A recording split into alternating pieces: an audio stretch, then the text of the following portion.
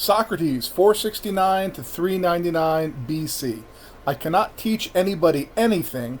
I can only make them think. Socrates is one of the most important philosophers in this course and in world history.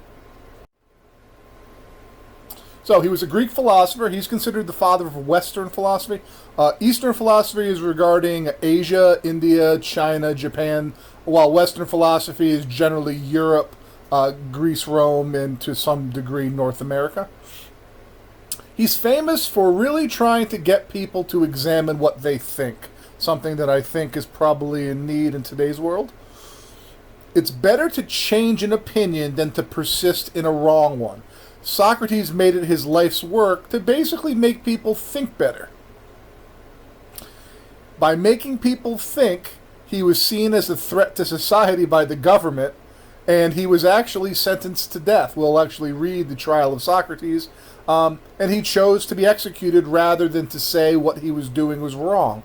All he was doing was questioning people. In this way of questioning known as Socratic method, made him popular and also made him hated.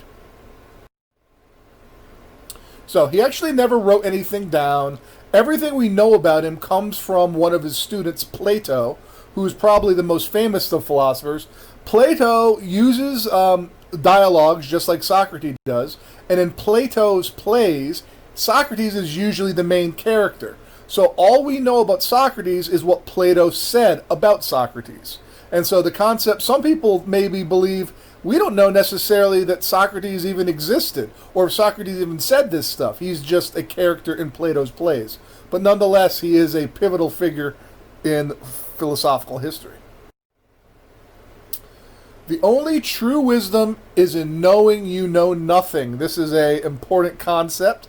So the story was, there's something called the Delphi Oracle, the Oracle at Delphi. And this is the place where you could kind of like have someone who would predict the future for you. And Socrates was told that somebody was told by the oracle, who can see the future, who knew all, that Socrates was the smartest man in all of Greece. And Socrates was like, what? How is that even possible? So Socrates went around and he began questioning all of the people he knew. And so the concept, when Socrates thought that he was wise, Socrates knew he knew nothing. And so, if it makes sense, he was the smartest person of Athens because he at least knew he knew nothing. He wasn't going around believing he knew everything. That is what made him smart. Socrates himself, called himself a gadfly. A gadfly is a bite of a fly that, like a horsefly, and if it bites you on the backside, you're going to be moving. And so Socrates' idea was his bite, his questioning, his discussion with you would challenge the way you think, challenge your knowledge and your value system. And so Socrates saw it as he was helping society. If you were one of the people who got called out and got questioned, you might not think he's helping society, but making everybody laugh at you for not knowing as much as him. And all Socrates knew was he knew nothing. Socrates said that he was a midwife. A midwife is somebody who helps deliver a baby, because he's not actually making you believe anything. He's just helping you come up with ideas of your own. The greatest privilege of a human life is to become a midwife to the awakening of the soul in another person. So in other words, he became addicted, if you will, to see other people begin to look at life in a proper way. His philosophy was tearing down what people thought in a nice way, kind of, but he wasn't about trying to make you believe something specific. He just would point to the problems in your thinking so that you could fix them on your own. Socrates often used this series of questionings. It's called the Socratic method, and he kind of compared it to like a combat sport like boxing. Now, when boxers are practicing, they're basically practicing how to get better at the sport of boxing, which is punching, while improving their defenses with, blocking punches with their hands. Socrates felt that debate and the actual discussing of philosophical ideas was kind of like combat sports, or if you will, like a modern-day rap battle. Audiences, basically young people, would sit in the agora, that's the open air market in Greece, and they'd watch Socrates go to the smartest people, the wisest people, the richest people, because Socrates wanted to know, am I smart? And Socrates would talk to these rich people and realize that they were morons. And more than that, the young people would witness them being morons and they would laugh at them. Socrates was just trying to make people think a little bit clearer in terms of values, but he was seen as corrupting the youth of Athens. The Socratic method, this was the technique he used. I use it a lot in the classroom. I probably use it all the time. Sometimes you might hear it referred to called the playing devil's advocate. Basically, it's asking questions about what somebody else thinks, and then to try to poke holes in what that person thinks or believes. Not to hurt them, but to make them a little bit of a stronger thinker. So the goal of the Socratic method was Socrates, your opponent, so whoever Socrates is talking to, would try to get the person to realize the thing they believe is true might not be. I mean, there was a time where people thought the earth was round, where people thought the earth was flat. I'm not in the NBA. Ultimately, people believe what they believe, and Socrates tried to show them through his Socratic method. He called it dialectical. He didn't call it this, but it's called dialectical reasoning. It's the back and forth. If you ever watched a legal show, it's the witness and the lawyer going back and forth, like a game of tennis. I ask a question, you answer, and that back and forth with the follow-up questions. That's what Socrates used to make people smarter. The problem was they looked dumber to others, and these people, the rich, wise people who were made to look fools, they weren't happy with Socrates. So the Socratic method, or how to win every argument, you can kind of go through this. Number one, you're going to take a common sense belief that somebody has. The earth is round. And then Socrates would try to argue an exception to this belief. Once basically the exception is shown to exist, the opponent, the person who's being questioned, must basically revise their statement. And you go back and forth in this tennis match, this sparring match, until you ultimately figure out what is the true answer. So if the question was, what is courage or what is beauty? The back and forth of questioning an answer would allow us to come up with a more educated answer than what people would instantaneously believe. So in other words, I could ask you what beauty is or what courage is, and you could say it's heroic. And as we dig deeper in this back and forth, it's interesting, and we'll use an example in class to get this idea across, but Socrates was basically poking holes in our blind spots in the way we think. Socrates' quotes, as told by Plato. As stated earlier, Socrates wrote nothing down. Plato wrote things down. So all of these quotes quite possibly were only said by Plato, but we're going to credit them to Socrates. The unexamined life is not worth living. This is one of the pivotal quotes in this entire class. The concept meaning, the unexamined life. Have you examined your life? Have you thought of what your emotions are based upon? Have you thought about what your triggers are? Have you thought about why you're holding yourself back? Think about the mental walls we have. Socrates believed that we really had to examine our lives. Another quote you've probably heard reference to know thyself. That makes a life more worth living. This is actually also the final exam question. This is the quote that Socrates said in regards to hearing the oracle at Delphi. I am wiser than this man, for neither of us appears to know anything great and good, but he fancies he knows something, although he knows nothing, whereas as I do not know anything, so I do not fancy I do. So if you come in telling me that Barack Obama's a great president or Barack Obama's a bad president, and you're telling me all the reasons why, I understand that those are opinions. People a lot of times think that they know a lot more than they know. The study of epistemology shows this. Socrates was smart because he knew he didn't know anything. Once again, the only true wisdom is in knowing you know nothing. That's not to say that you're unintelligent. That's just to say that you don't have firm beliefs, but rather you're open-minded enough to hear both sides of any issue and find the flaws in most ways of thinking. I cannot teach anybody anything. I can only make them think. From the opening slide, Socrates was a teacher. This philosophy class itself is trying to do the very same thing. I'm going to teach you one day I'm going to teach you Adam Smith and how great capitalism is, and the next day we'll do Karl Marx and I'll tell you how great communism is. It's for you to think for yourself.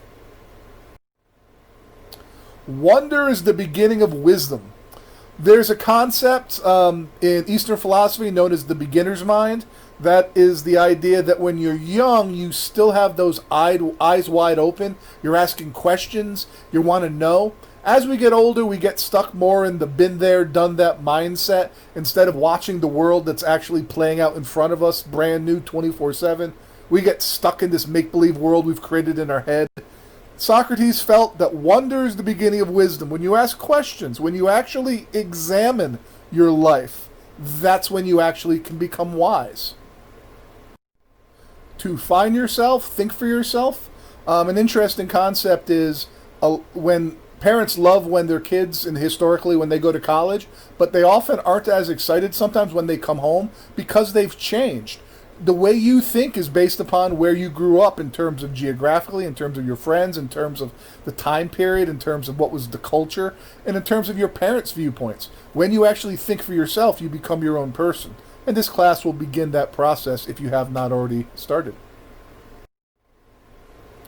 The secret of happiness, you see, is not found in seeking more, but in developing the capacity to enjoy less. Socrates is one of a number of philosophers who generally taught that having lots of material possessions, lots of riches, was worthless. Now that's troubling to most of you because you want a real nice car and a house, maybe a couple of houses, lots of cool stuff, a lot of shoes, guys more than girls now with sneakers. The concept is we want stuff because in a way we're trying to make ourselves happy. Short-term fix. I'm not saying like a junkie short-term fix, but I don't know, when I buy something for 3 or 4 days I'm happy and then I need something else. Socrates said, rather than trying to feed your happiness, what if you develop the capacity to not need as much? Because generally speaking, nobody ever reaches the amount of money they need and then stop. We are actually taught more is better. And Socrates and these other ancient philosophers said the very opposite thing. It's going to take a long time for most people to wrap their heads around this, but perhaps always wanting more will never bring happiness. Contentment is natural wealth. Luxury is artificial poverty. Same concept, said a little more difficult. To be content, if you can learn just to be okay with what's ever going on, to be content, that's wealth. That's riches to have, just to have that peace of mind. Luxury is artificial poverty. When we need the best of something, when we need luxury, we are putting ourselves in a position of not being able to afford it, of not ever being able to have what we want, which is luxury. This all goes back to Buddhism and desire, but Socrates and many of these ancient philosophers, their views are the opposite of today's society. And the question is there wisdom in what they're saying? He who is not contented with what he has would not be contented with what he would like to have. Same concept. Our desire is insatiable. It can never be quenched. We'll always stay thirsty for more. Socrates going a little bit harder at it. Aren't you not ashamed of heaping up the greatest amount of money and honor and reputation and caring so little about the wisdom and truth and the greatest improvement of the soul? So not only here is he talking about money being something that we shouldn't worry about, but also our reputations. And that's obviously a concept. Most people care more about what other people think about them than anything else. In fact, people feel the way they feel about themselves based on how they think others are thinking about them. Socrates taught that we shouldn't have any care about our reputation. Now, I'm not saying to not be a good person. You should be classy, in my opinion. But if somebody says, oh, I don't like her, she's too good looking, she's a bitch, or whatever it is, rather we should care about things that matter, like our soul. And we'll get into more detail on what that's referring to. The inexperienced in wisdom and virtue, ever occupied with feasting and such, are carried downward and wander their whole life long, neither ever looking upward to the truth above them, nor rising towards it, nor tasting pure and lasting pleasure. So in that first paragraph, he's saying most people are morons, and they go around looking for something that they're never going to find. And here's where he gets very specific.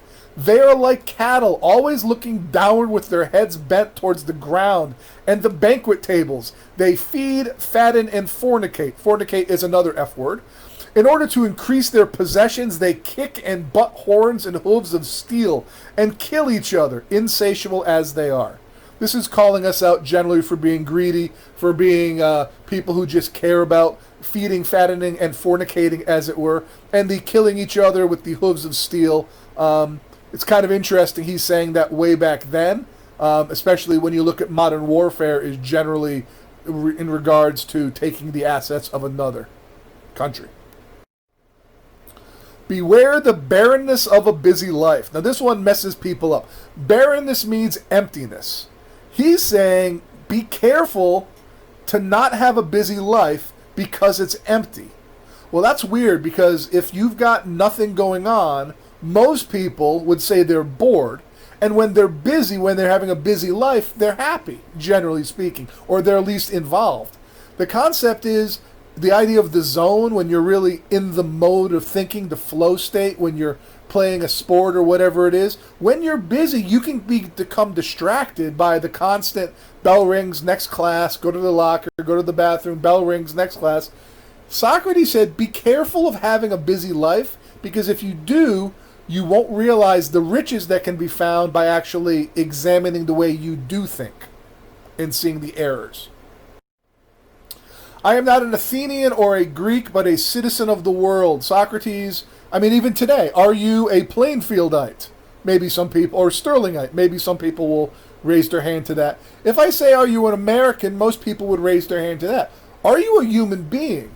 What are you more? Are you an American or a human being? Now, in regards to Socrates, he's basically saying the idea of the nation state is not where he has his allegiance, meaning he doesn't think of himself as an Athenian, but rather a member of the human race, a citizen of the world.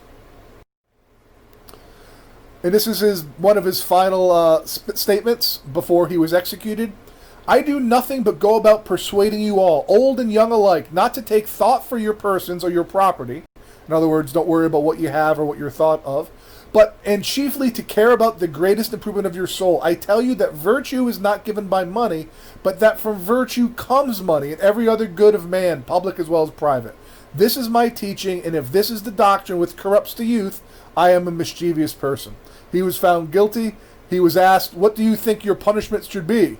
Instead of death, he said, you should give me free food in the cafeteria, which was not the other punishment that they were willing to give him. Sentenced to death, he drank the hemlock and became, in some ways, a Jesus Christ character figure. This is before Jesus existed, in that he died for his beliefs.